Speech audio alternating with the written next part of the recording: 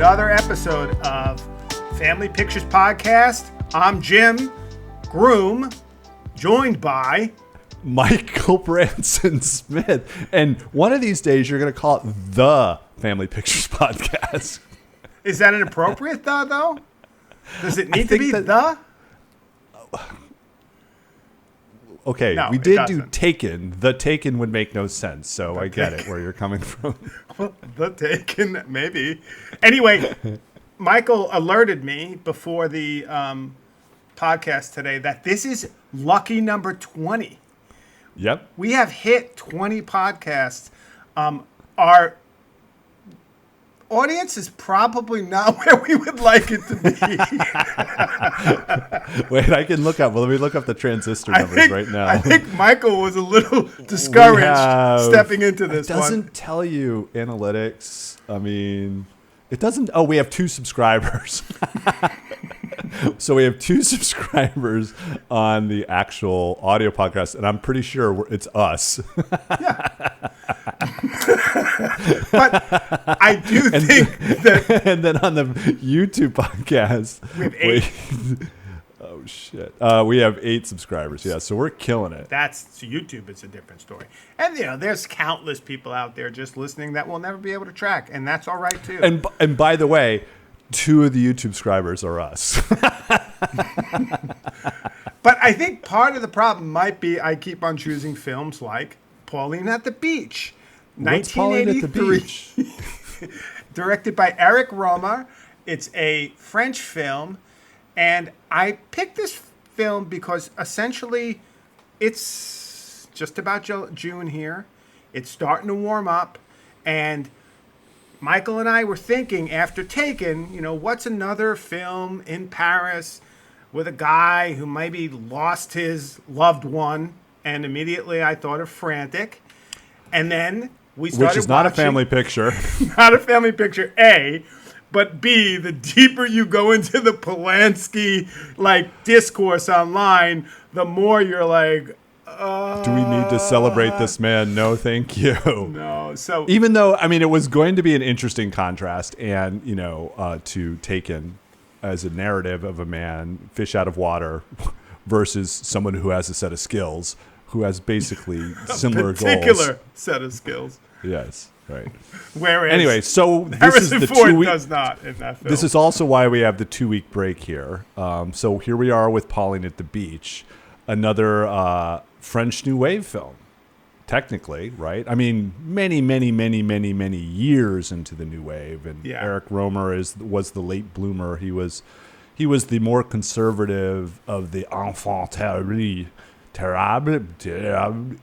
which Truffaut and Godard were super liberal, left leaning, fuck the man, and I think Rohmer was like, well, I actually still like American cinemas. They're kind of cool. And he wrote the first book on Hitchcock. Fuck you, Truffaut, your Hitchcock book. Exactly. Even though no one knows about the Rohmer book. No, because the Truffaut book is way better. But the thing about this film, so as I said, Antonella, we're in need of another film. Antonella plays a big role, obviously, in this whole podcast for me. My wife does not. She's not into movies the way I am. I'm like, what should we do? And she's like, I don't know why. Pauline at the Beach, which is a film we've been wanting to rewatch. And I was like, oh, I remember that kind of. And she's a girl at the beach with her cousin, and it's weird, and there's a real creepy guy in it. Okay, let's try that one before watching it. And then arguably this is a very marginal family picture. Yeah, I do my best to connect that, but we'll get to that soon enough. Yeah. I did the lifting of trying to make some connections. Jim had written 10 lines of notes about this film when I walked into the document this morning. I was like, okay, we got to flesh this out a little bit. You're always doing the lifting, Michael. That's what I like about you.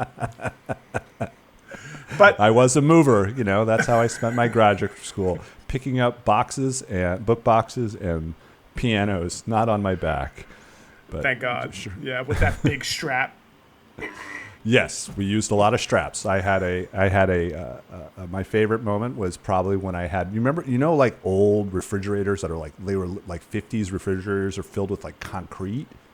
like literally that was insulation was stone. It wasn't, fiberglass padding.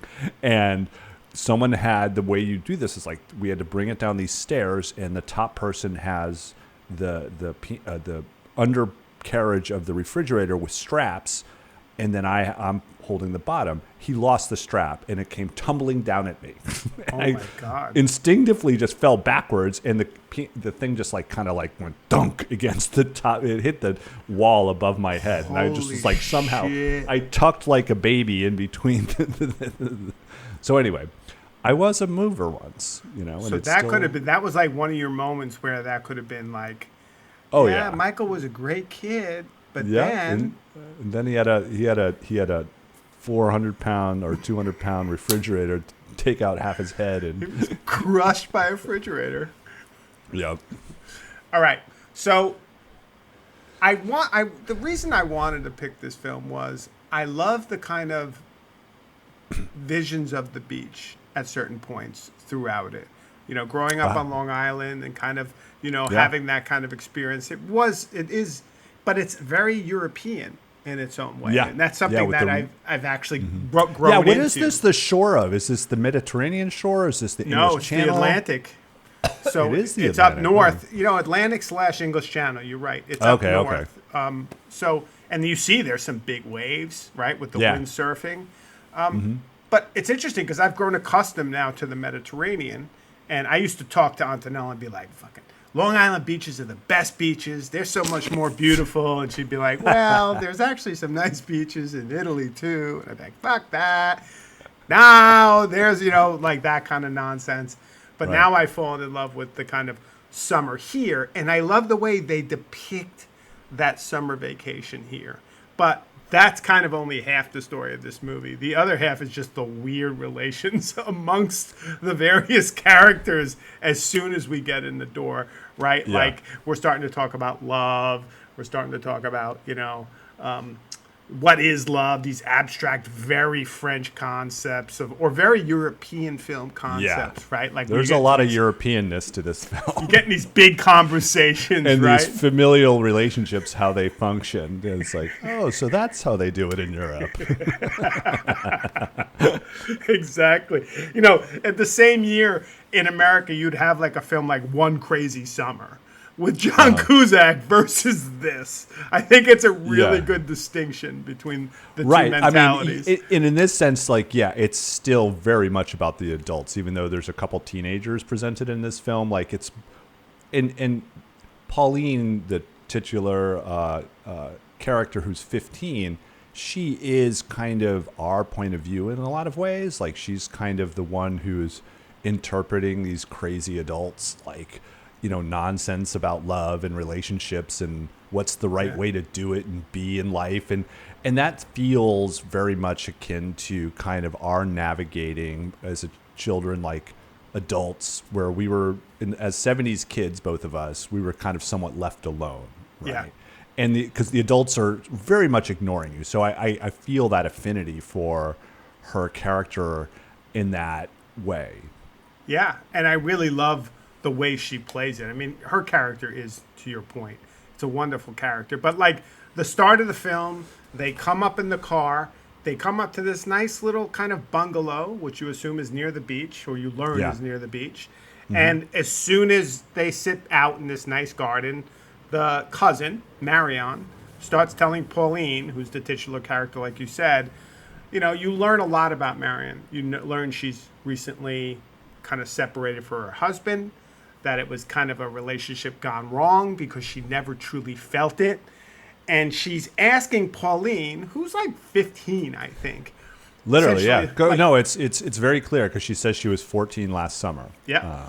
It's like, have you ever been in love? Like, what's your relationship? Like, and there's this weird pressure by the adults for the kids, not only to be in love, but to have sex. In some strange... To be in relationships. Yeah. Yeah, and Marion very, very, very much, though, she's her charge. Pauline is Marion's charge. Like, her parents are trusting her, and, it's a family situation, so you're like, okay, she'll look out for her. But boy, does she think of her more like a girlfriend than an actual someone she's supposed to be taking care of. Absolutely. I mean, frankly, Pauline's an afterthought, right? She's Yeah. kind of like, oh, Pauline's like, I want to go to the beach.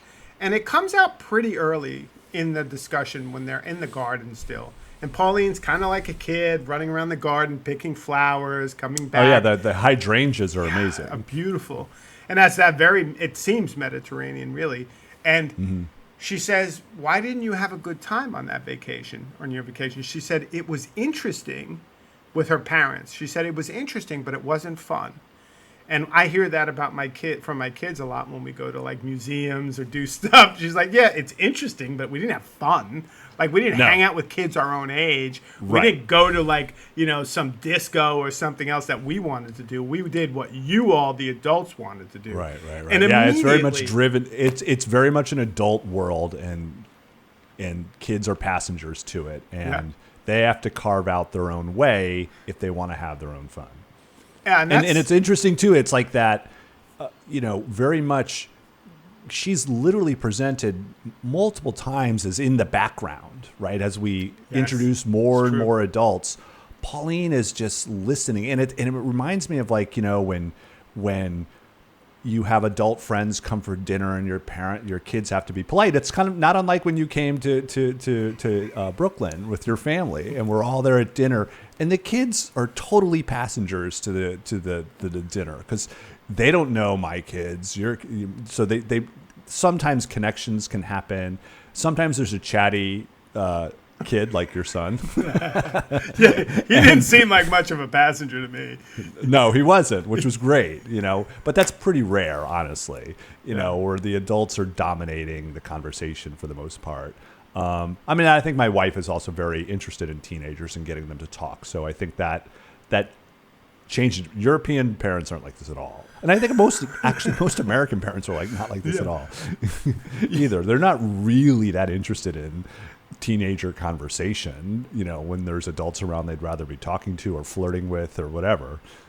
Yeah, I mean, it's like that invisible. Like, you should be invisible to some degree, right? Like, you should be seen, not heard, or what have you.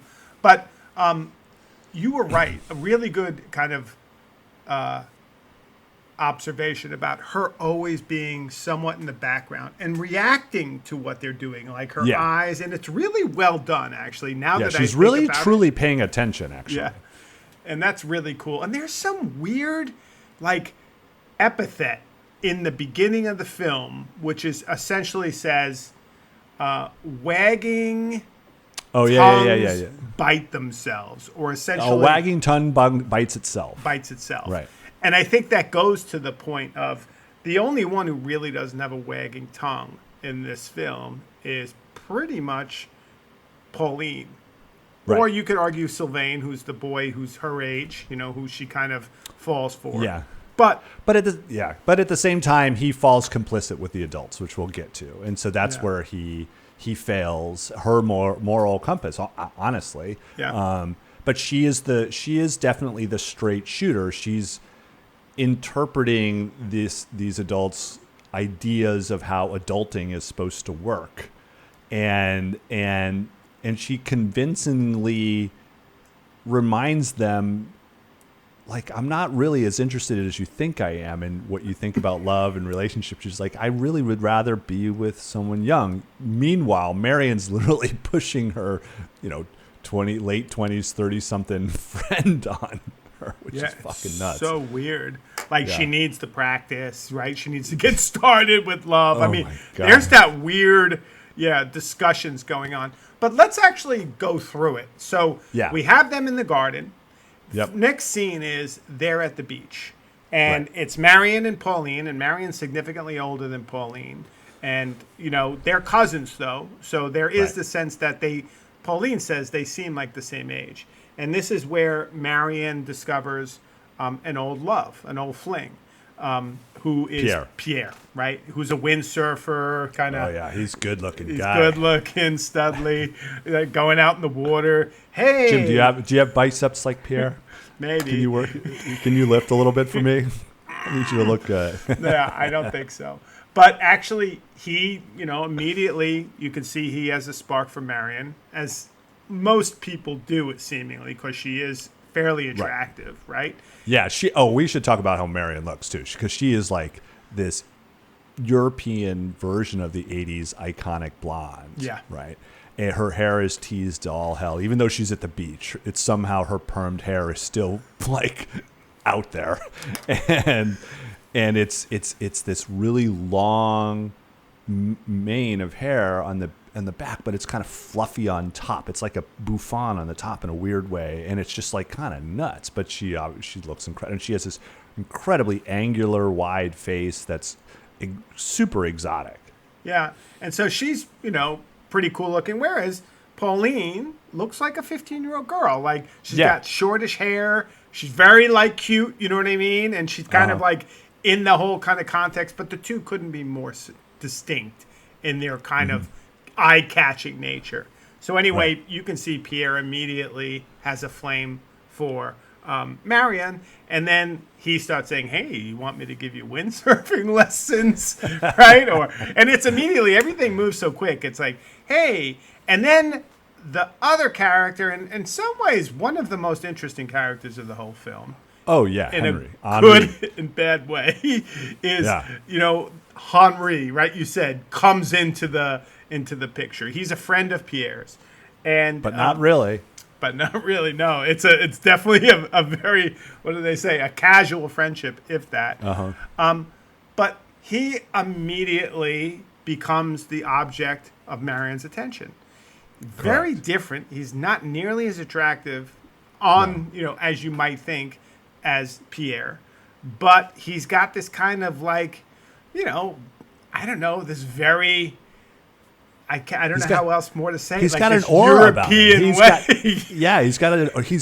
He has incredible eyes. I mean, so that he has going for him. But he's slightly balding at the same time, but he's definitely, you can tell he's a bad boy, and Marion likes a bit of a bad boy. He's got a tattoo and just the way he talks, and everything's super casual, where Pierre's earnestness is an instant turnoff to Marion. And that's kind of the big part of this, the ridiculousness of this like kind of play that is setting forth in front of us, and Pauline is witnessing it all. Yeah. And I think my favorite thing about Henri being introduced is he shows up and he's chatting with them and like saying, "Hey, what about me?" and windsurfing lessons, and he's just basically inserting himself in this conversation, and poor Pierre, who's like literally old friends with Marianne, and is like, "Holy crap, I haven't seen you in 5 years. How you doing?" And Henri's like, hey, pay attention to me instead, and literally, and he takes over, and Pierre is instantly put off like tremendously. And legitimately, we learn. Yeah. Sure. He was right about Henri from the beginning. But he's right, he's wrong. We'll get to Henri. I love Henri. He's a great character. But immediately Henri invites them all back to his house. But you're jumping ahead. Like, so he's been talking to them for a good 2 or 3 minutes, and then he's like, "Oh yeah, here's my daughter." Oh, that's right. Yeah. And she's like 8 or 10. So we are the Family Pictures podcast, so we have to comment on this. She just pops up, runs up, and you're like, "Oh, hey, little girl." And he picks her up, and we're like, "But wait, where's the other adulting? We're at the fucking beach, man. You can't leave an 8-year-old by herself on the beach." But maybe in Europe you can. It's the Mediterranean way. And I was like, see, I'm not a very good parent, because I wasn't even thinking about what could have happened to her. Oh my God, are you kidding? And she's, nonplussed about the whole situation as an 8-year-old, because she's an 8-year-old, so why would she even think about it? But I was just like, holy moly. And of course, Henri's like throwing her, is like, "Yeah, she's just here for the weekend. I'm being the weekend dad," right? And they all, as you said, they all go back to his house, which is just on the road, on the beach. And those houses and the beaches and the houses and the whole setup is very idyllic, right? Like, you got the wind, you got the beautiful light. And I think he captures that well, Rohmer does. I mean, and you mentioned a bit, like the cinematographer. Nestor Almendros, he's super. He's already won an Academy Award for Days of Heaven, like just a few years earlier, and done Kramer versus Kramer. and Sophie's Choice. I mean, he's a heavy hitter, and Yeah. he is just presenting these spaces. And even though some of it's super, super plain, it's not like Days of Heaven where it's supposed to be this grand, beatific landscape. It's still kind of plain, but it is idyllic. And because it is this simple, very European way of living, there's, I think very early on, Marion says like, "Oh, I'm so glad there's no phone," right? Yeah, back exactly. at their place. And So they're playing up this idea of like, oh, and they're all like academics. Do you remember that? I'm like, who's doing what here, man? Henri's like an ethnographer, and Pierre's still working on his PhD or something like that. And you're like, who are these like asshole academics here that have these perfect beach lives? Exactly. They take the summer off, and was very attractive to me. It's like none of them. It's always like, are you going to go back to the real world? It's like, no, not yet. And you get the sense that from the woman who sells the candies, which we'll talk about later, it's actually September already. August is over. So we're deep into, the end of summer. And yet, it's still kind of sprawled out with this kind of endless summer that you're enjoying as a kind of Europhile if you're watching this film. So I enjoy that greatly. And I've been, I moved here for that. Let me tell you, people, it doesn't exist. Oh, really? You're not at the beach every day? No, let me tell you. Just chilling out? Breaking news. Yep. Oh, my gosh. Well, it makes me think of, what is the Matt Damon movie where he's, Mr. Ripley, The Talented Mr. Ripley, and the Jude Law and, what's her name, character, like they have these beautiful lives of the late 40s or early 50s where like they're just they're socialites. That's what they are. They're just endlessly just living on vacation. off dad's boat building money, right? Yeah. And he's not coming back. I mean, I do, and I love Philip Seymour Hoffman in that movie. He's so great. He's so great. The other one, Henri's kind of the Philip Seymour Hoffman of this film, and which is why I actually love him too, because he's a lech. And so they immediately make plans for dinner, right? Don't they? And this is, I think, the dinner is probably the most important scene of the film in terms of, well, there's two. The other one's really funny, but this is like the frame where everybody frames and waxes philosophically about what they think of love and relationships. Yeah, immediately. This is the first time they've all met each other. They're in the living room, and they're talking about what love is. Yeah. And the American version of this film would have them way more drunk first before they're going into this conversation. I think this kind of conversation does happen post-dinner in lots of places. Maybe it's today it would be just more of like, what's your thinking on like The Sopranos? So they wouldn't be talking about love. They'd be talking about love through a proxy of television or something like that. Sure. But in the French European version, they probably have had a fair amount to drink, right? It would be shocking if they haven't.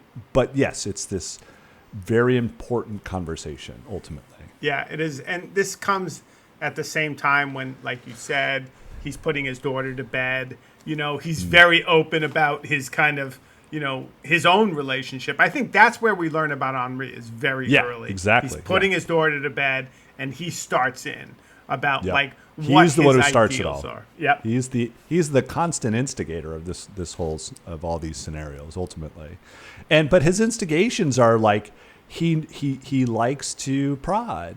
He knows that it's a, and I think that's I was reading some criticism about Rohmer in this film, and because Pierre, we're going to learn really quickly, is the proxy for normalness, and in fact, Henry's just like, that's just boring, right? It's just we're here to not always make the right choices. We're here to explore life, but initially Henry's description of this is like kind of off-putting because it's like, oh, I'm the man who doesn't have to be connected to anything. I'm a man. I have a woman in every port. I travel. I'm an ethnographer. It takes me to places around the world, and I just find yet another one and another one.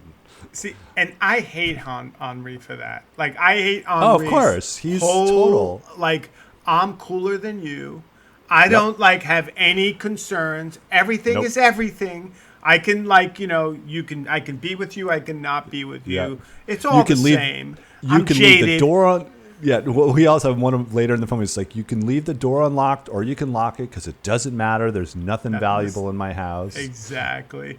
And I hate. I mean, I've been around people like that, and I've been in relationships where people who I've been with have gone with people like that because they love that, and I've learned to hate people like that because Jim, I am the opposite. I thought you were the bad boy. Absolutely not in this context. Like I've had seen more more you were than like the skateboarder. You were like no, I was absolutely Pierre. And let's talk a little about Pierre, then we'll come back. Oh yeah, to Marianne. right. Well, I mean, and then we have to go back to Marianne because Marianne's perspectives are like filled with contradictions and are wonderful. But poor Pierre, who's brooding and brooding in the corner. Oh, yeah, with his striped French shirt, which is amazing. Oh yeah, the classic white blue striped shirt. Yeah. I love it. They forgot to tie the little ascot around his like neck to make him even more of a puppet, like a caricature. It's awesome. Yeah. But I mean, he's almost like he doesn't want to. He hears, what Henri and Marianne are saying. Marianne basically saying, I want a fiery love. I want love to burn me. I want it to be love at first sight. I want it to be dangerous. All the kind of tropes of and a love that burns. And she wants it to not, it can't be forced. It has to be instantaneous. That's the only way it's real. Yeah. And it's kind of funny because she's like kind of putting herself out there to Henri, but at the same time, she's like saying like, if you don't know it, then you don't know it, and so it's really contradictory. But yeah, so I keep saying poor Pierre because he's trying to be the earnest straight guy. Yeah. I mean, he is. He's trying to say, look, we would be good together. I want a long-lasting love. I want a lifetime love. I don't want it to just fizzle out, be hot, and then go, right? I want it to be measured and kind of something that I can depend upon long term. And yeah, but it's passionless at the same time. That's the problem with Pierre. It's like we learn later on, like he thinks the right people should be with the right people. That's how it's supposed to go. And he's like, why does she not love me? I am perfect.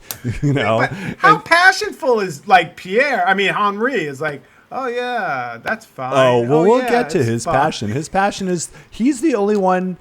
And to tell you the truth, I can't believe it's Pauline's reaction to Henri and Pierre by the end of the film that tells you who's the person who's the most honest and earnest that Pauline respects, and it is definitely not Pierre. And so that's kind of what's important is in this initial presentation, Pauline connects with Pierre, and that's important. Pauline, who's been lingering in the background of this entire conversation at dinner and saying nothing, like she's supposed to say nothing as a 15-year-old, but they finally bring it around to her and say, what do you think? And she's basically, I think I more agree with Pierre pretty much, right? Yeah. And that's just kind of how she thinks of it. But it's really good. At the same time, Pauline is kind of sends a little zinger right off the bat by saying like, oh, you adults, you tell your stories. Right? She knows so much of it is just a line. It's not necessarily what people really think or really feel all the time. They're just saying what they think is impressive in the context of the conversation. Yeah. And she's saying, you guys aren't even talking about, knowing the person, going deep. Right. It's just about these immediate impacts, these immediate. And so she's kind of, already, calling them out. Yeah, I mean, that's why she connects with Pierre, because Pierre does mention, I want someone I trust, right? Like that he needs something, right, in that regard. No, I agree.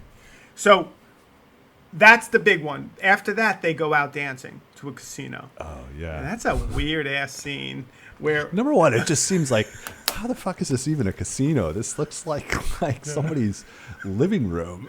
And there's all these different ages of people dancing, and Pauline is dancing with Pierre and she's with Henri first. With Henri, and you're like, oh man, that's gross. Like a 15-year-old and this 35, 40-year-old really dancing, close. I know.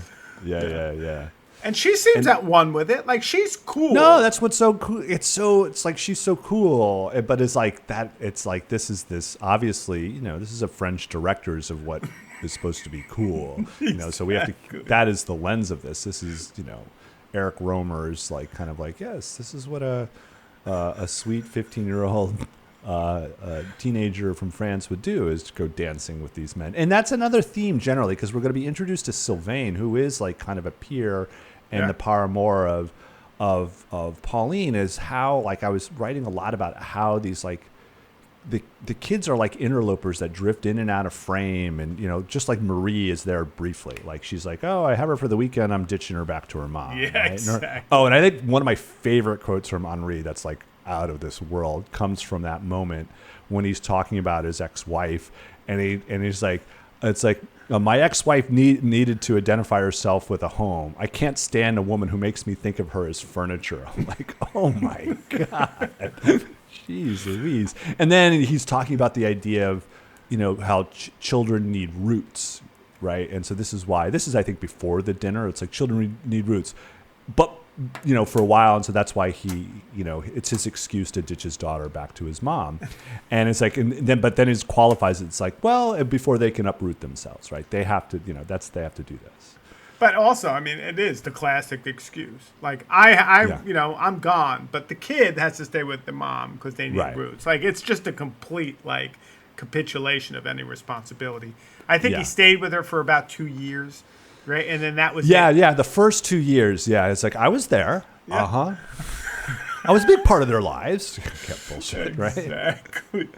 I mean, because it almost implies like it was just him even taking care of her. I thought when I was listening to him, I was like, wait, what?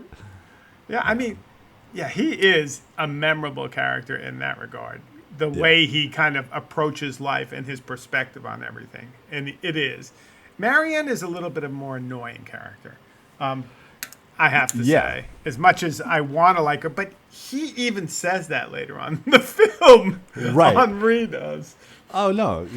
And it's sad because, like, there's a moment while they're dancing when Pierre pulls her aside and professes his love for her. And she's like, no, please, no, I don't think of you that way. We're friends. You've been an old friend. And he's like, but no, we're so perfect together. Like, we are like that. We have that kind of, fraternal relationship at the same time. We know each other. That's what I'm looking for. Why aren't you looking for this too? Yeah. And he's just so emphatic about it. And she's just like, no, not you, not you.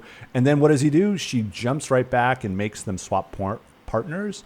So Pauline is dancing with Pierre, and she immediately makes out with Henri, and then ends up sleeping with him later that night. Yeah. Yeah, which is pretty slick. He's like, hey, come to my place for a drink, and she's like, no, after one more. Okay, then we'll go to your place. That's cool. Yeah, he knows what he's doing, right? Like, he obviously knows the game. He's super slick. Yeah, he is super slick. And so they go back. That happens. Pauline wakes up, and it's like a great moment. Pauline wakes up. She looks out the window. It's this beautiful day. Just another day of this kind of endless summer. And it's also, I've noticed, like, they don't cut the lawn in Europe. They just like kind of stomp it down, Yeah, so it's really great. I mean, and it is familiar now that I've been on a few of these summer vacations to Sardinia, which are awesome. A little bit different, obviously, environment, but like really idyllic and beautiful. And then she sees, she's walking around the garden, and she sees Henri and Marianne have spent the night together, and so she sees that and just quickly walks away. And I don't know what she's thinking at that point, frankly.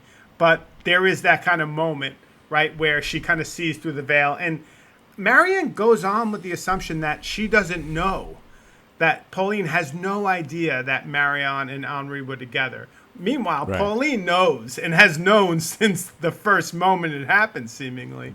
Mm-hmm. And there's another moment of underestimating what these kids know.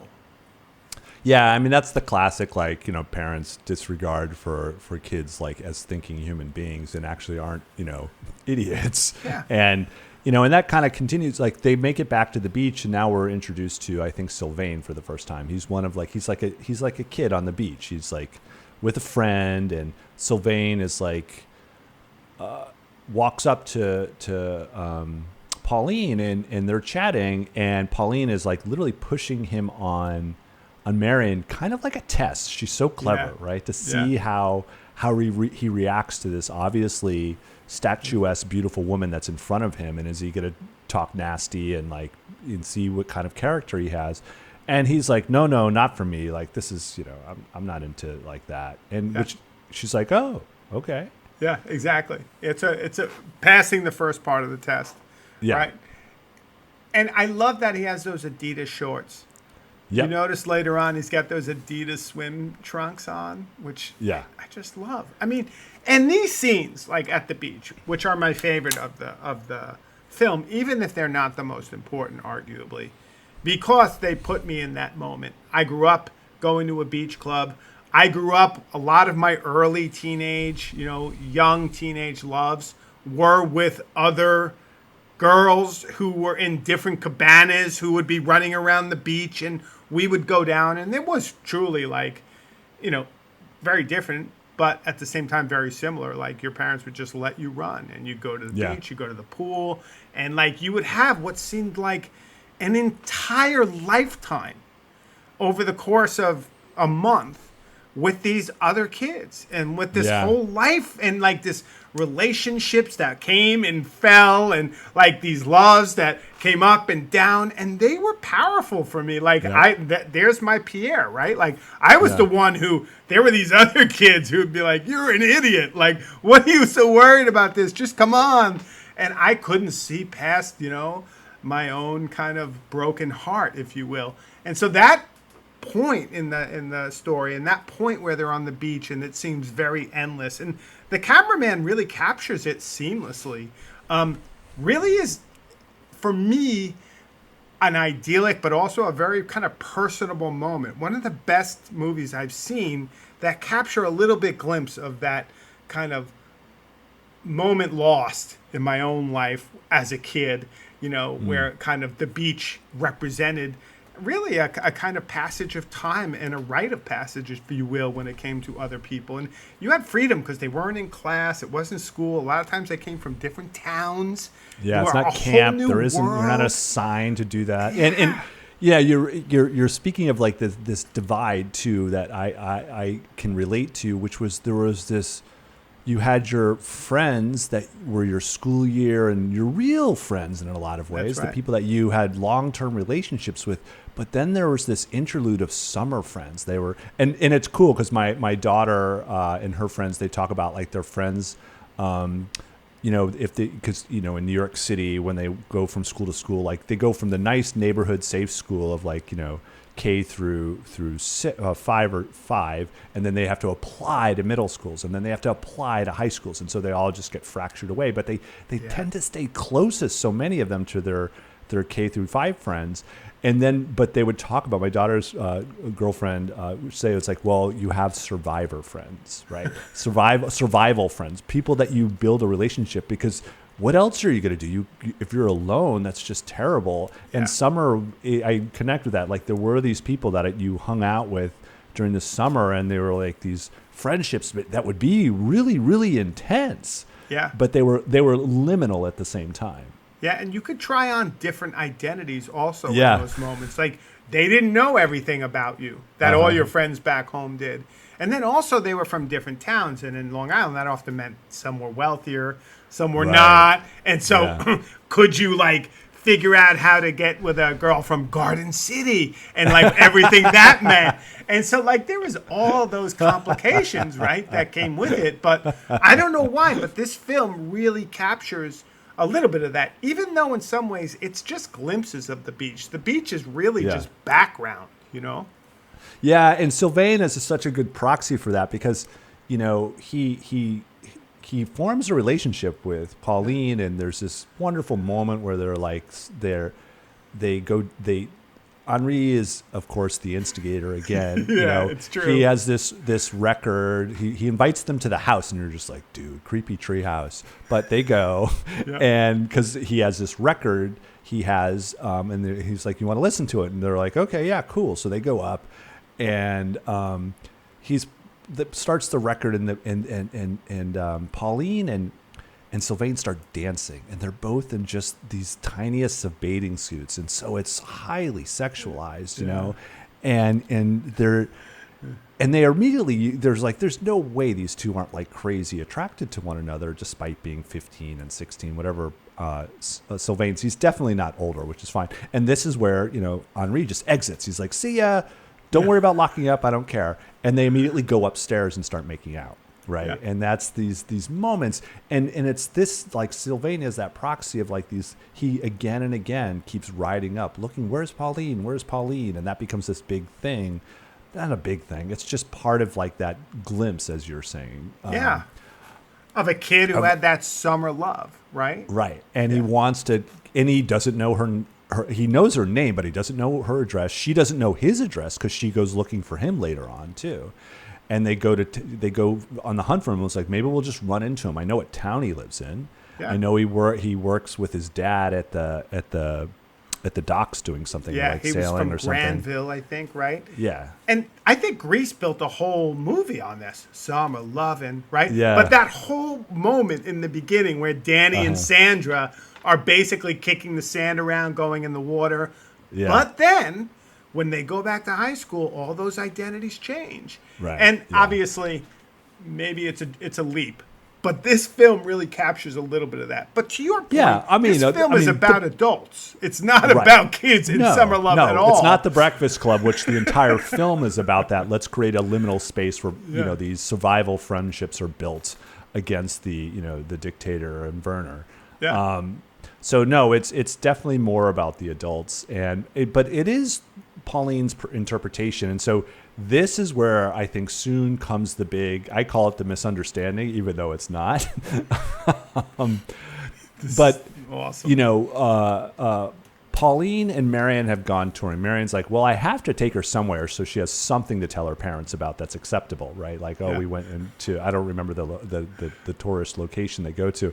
And that's another favorite quote from Henri when he hears about this is like, tourists bring the murder in me. Exactly. And then he also says at this point, he's like, oh, you don't want to let them know about all of her amorous escapades? It's like, what? Yeah.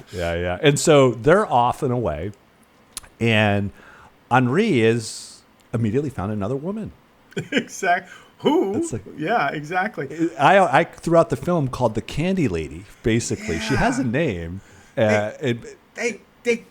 There's a real class thing going on with the Candy Lady. Yeah. It comes up more than once. What do they call her? It's not. I called her a Candy Lady, but they have a no. She calls her the Candy Girl.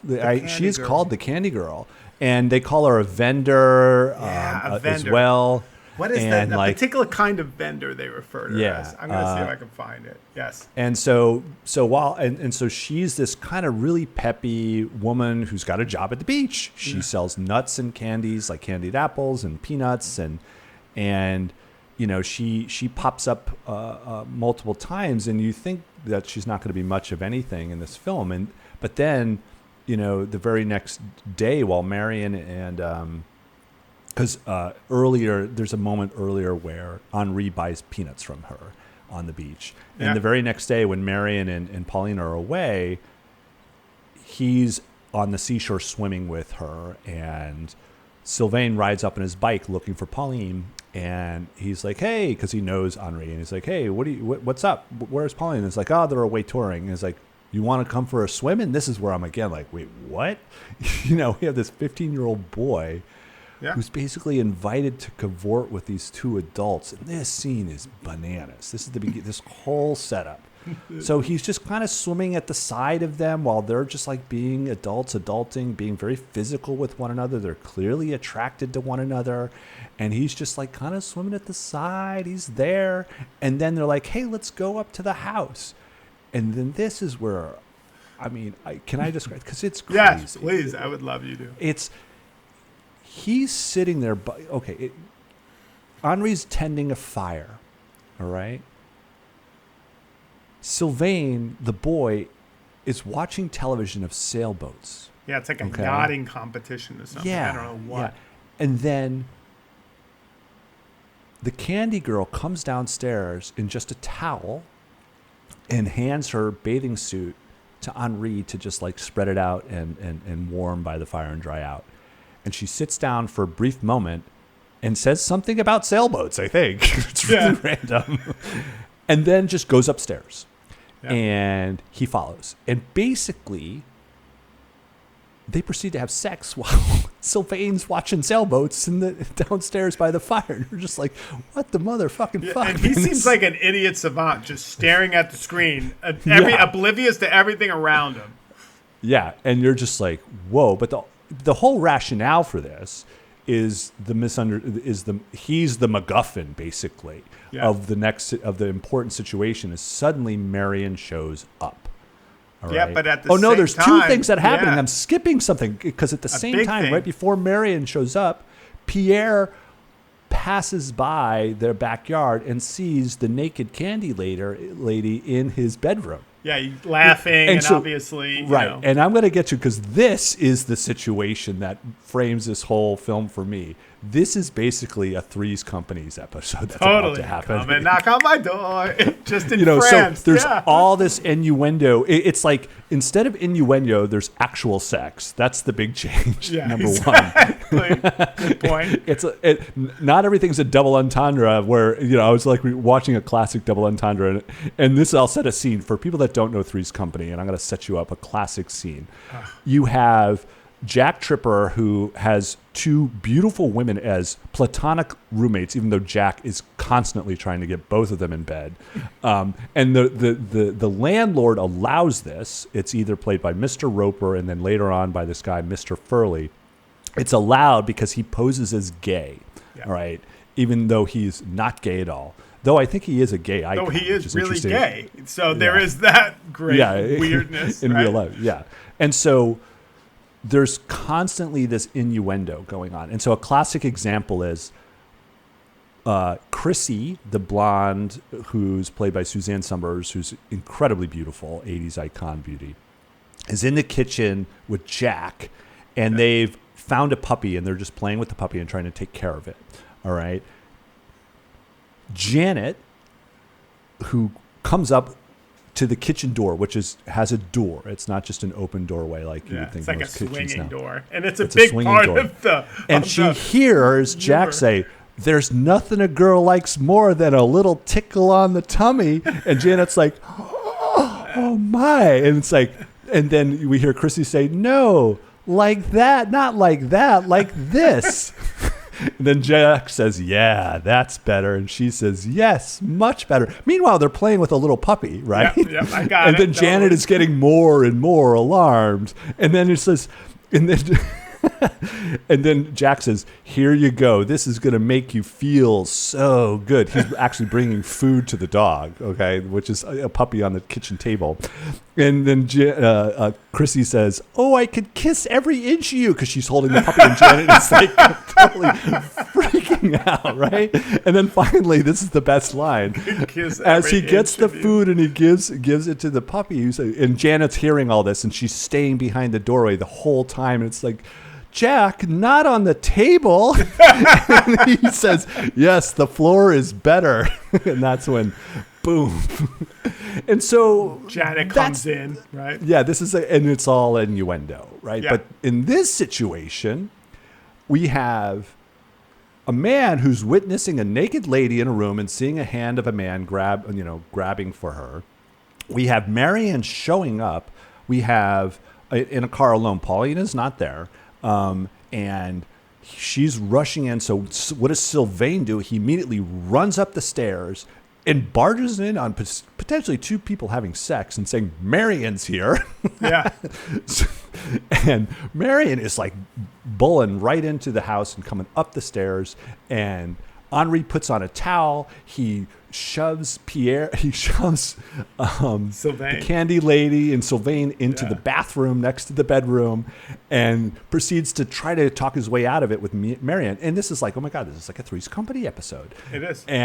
And then it ends with, what is it? We have Marion, the candy lady.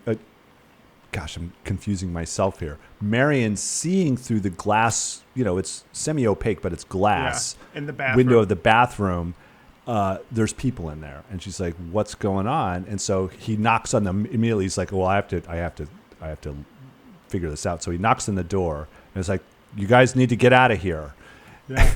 And Sylvain and the candy lady leave, and the candy lady is literally in a towel because her bathing suit's drying by the fire downstairs.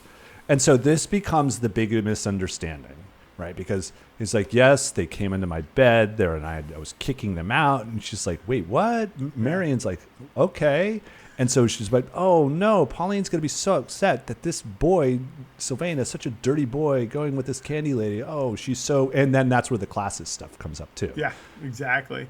And the whole idea is Henry is really quick on his feet. He's like, oh, I guess you might as well know now, right? I can't hide it from you anymore. And they come out of the bathroom and he's already got his alibi, his excuse. He goes in his room, picks up her headrest. He's like, they even came into my room. And I was like, wow, this guy is slick. He's a hustler. But meanwhile, Pierre has seen the candy lady naked, little pervert voyeur. Although he couldn't help it, she was just in the window. He couldn't help it. Come on, give Pierre a break. Henri, you give Henri a break. He's a freaking snake in the grass, and Pierre is just he's a good guy. Yeah, well, we'll get to that because this becomes the framing of the rest of the entire film, and so to continue in the vein of my interest in Three's Company, there's one other character from Three's Company named Larry Dallas who's like best friends with Jack Tripper, who's the classic ladies man, who's literally like he describes as like, well, I've been working my way through the phone book and I've finished the G's and now I got to head on to the H's. And this is I had to rewatch some Three's Company to just get some of these scenarios. The it was hairy so much chest, fun. the chains. Yeah, right? he always had the open God. the collared shirts from the 70s. Absolutely. That are silk, and this is my favorite pose. Is Larry is infamous for wearing this like Japanese kimono type robe around the ladies, right, in his apartment. And sure enough, Henri has a similar robe. Do you remember that? I do. And it's like because it's like out of nowhere when this is towards the very end of the film. Henri has had, it's after a fight that's based on all the shenanigans which we're describing here, and Pauline ends up spending the night at Henri's place, not with him, just like in his guest room. But that's a weird scene, and we'll talk about it. Yeah, and he when he wakes up, he gets on a phone call, which we'll get to too, but he puts on this robe, and he's just, he's the man who has a woman in every port. And one of the ways that it's like he's got a relationship with the candy lady who actually has two fiancés, one in Paris and one in the States. But he's also, there's this French model looking woman throwing herself at him, and it's like, well, let's have her move in for the summer. Why not? Right? And be with me, because she's got a 15-year-old sidekick. Yeah. And it's like, I'm playing the Larry Dallas motherfucking playbook here, Oh my God. And if that 15-year-old's going to sleep over, I'm going to have to take a shot at her. I'm going to have to. God. So, I mean, and I don't know how deep you want to go into it, but like Henri does say to, who does he say this to? When he's trying to break down why Marion isn't interesting to him. It's to Pauline. This is the most important conversation of the. That's right. There's two really, really important conversations between Pauline and Pierre. Yeah. Right. So Pierre, there's a lot of shenanigans that go out. And so Pierre is the one who he's like Mr. Roper, and he's the one who's like figuring it out and being stuck in these awkward situations and getting in trouble. And he's kind of the curmudgeon of the entire thing, like not letting lovers be lovers, right? He's like, no, you're not doing it right, and you shouldn't be with one another. He literally at one point, I think, calls, what does he call Marion? It's like, you're a oh, it's so good too. You're a sexual, not miscreant. It's so funny. It's in my notes. Once I find it, I'll bring it up again. And anyway, so after all this is happening, he's the one who gets the candy lady. She's the straight shooter. She's the Janet who's just like, yeah, it's like I'm not going to let that jerk Henri tell me, let him know that I would be with a boy like Sylvain. Screw that guy. She's like, I got a job here. I got a reputation. I mean, yes, I like my men, but I'm not beyond. I'm beyond reproach. I wouldn't be that type. Yeah. And so, the truth all comes out, and there's three interesting things from Pauline's perspective that are interesting. One is how she responds to Sylvain, right? Yeah, that's true. You think, because basically, even Henri, to his credit, basically comes clean and tries to bail Sylvain out and says, look, it wasn't his fault. I put him in this situation. He didn't do anything. Don't hold it against him.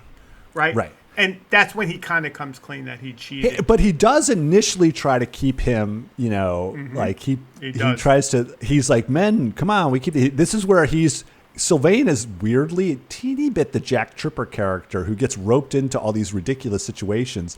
And as Larry Dallas tries to get Jack Tripper to say, no, don't let him know. The girls don't need to know this. He's like, fine. He's like kind of like fine, but he's not fine with it at all. He does play along a bit. You're right. He does play along. And that's ultimately his undoing with Pauline. Yeah.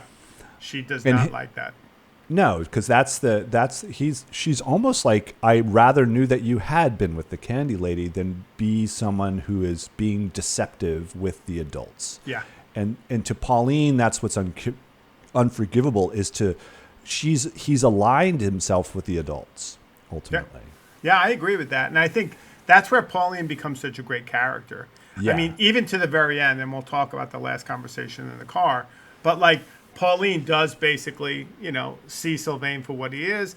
Also sees Pierre for what he is, right? And that's the next one, yeah. Yeah. And so let's talk about that. The one. Yeah. So the way it's set up is that Pierre's a bit of a snake trying to like reveal how he reveals to Pauline. It's too much self-interest, right? He's doing it to get what he wants, which is and this is where he's doing the classic bit of the wagging tongue bites itself, because he comes off as such an ass for doing what he does. The way he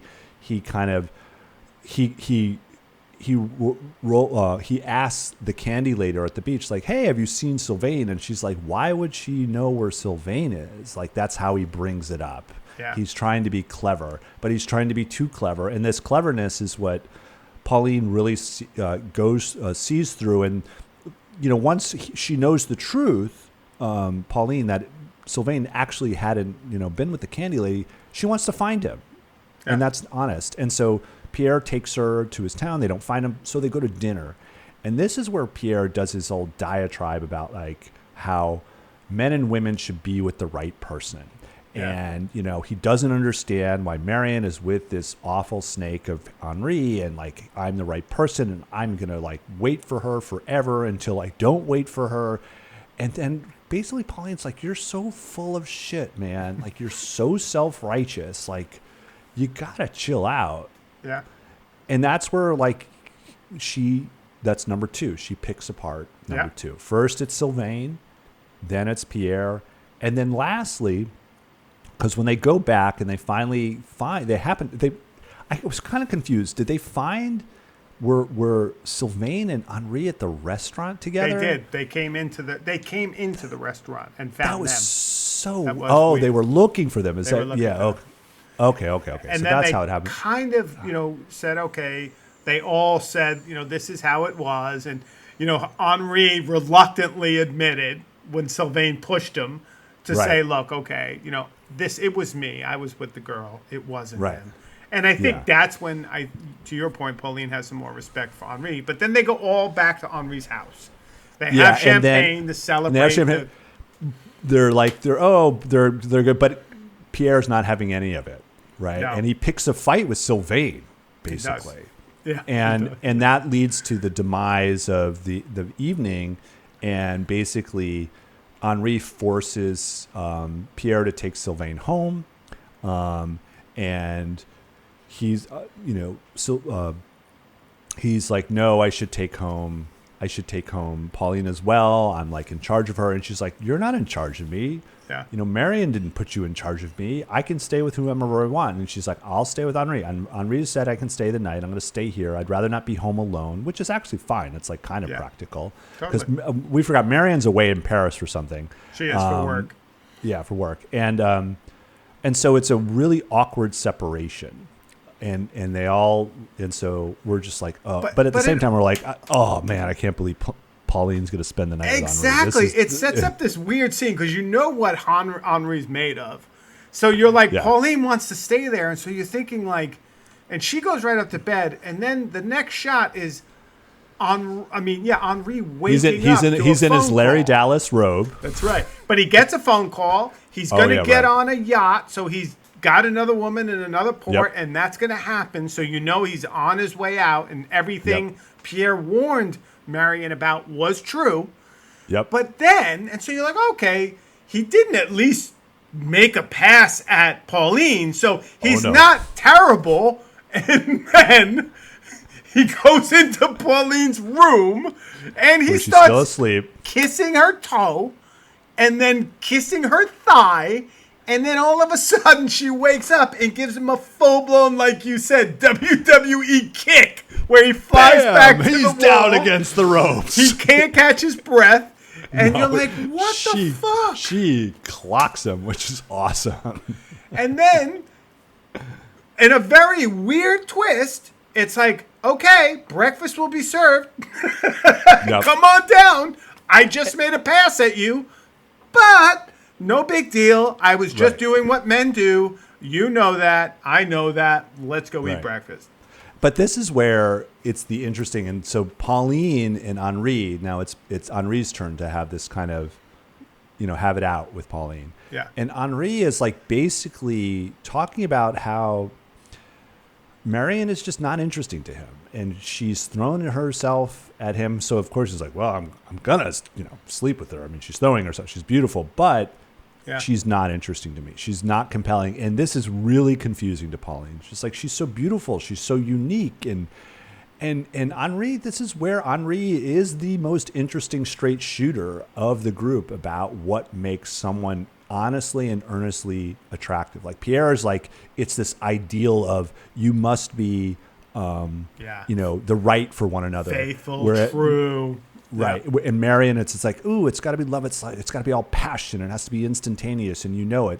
And Henri's the one, no, you got to get to know someone. That's what makes them interesting. And he's talking about how basically he was cheating on the candy lady with Marion. The candy lady and he had been going, flirting with one another for many days. He finds what she does interesting. She's compelling more than just because she's pretty. Just the way he engages her. She's funny. She's charming. And Marion's none of those things. She's just like waxing poetic about love, and she's interested in only herself. She's like that kind of caricature. Yeah. And so Pauline begrudgingly understands this and accepts this because this actually makes a lot of sense to her. Yeah, it does. And so she's like, you're not going to stay around for Marion. He's like, I'm bad at goodbyes. He takes off with the next, seems like some Spanish connection he has on a yacht. Yeah, because there is some Spanish going on in that phone call. Yeah, you're absolutely. Right. I caught that. And so then Pauline goes back home, and Marion comes and kind of gets the note that she gives Marion the note that Henri left. Yeah. And basically, you can see Marion's devastated by the news that Henri's off to his next adventure. But then Pauline says, you know what, maybe we should go home a little early. And it's that moment. Summer's over. It's kind of really bookmarking the film. They kind of pulled up to this little gate of their little bungalow, beautiful, and now they're leaving it.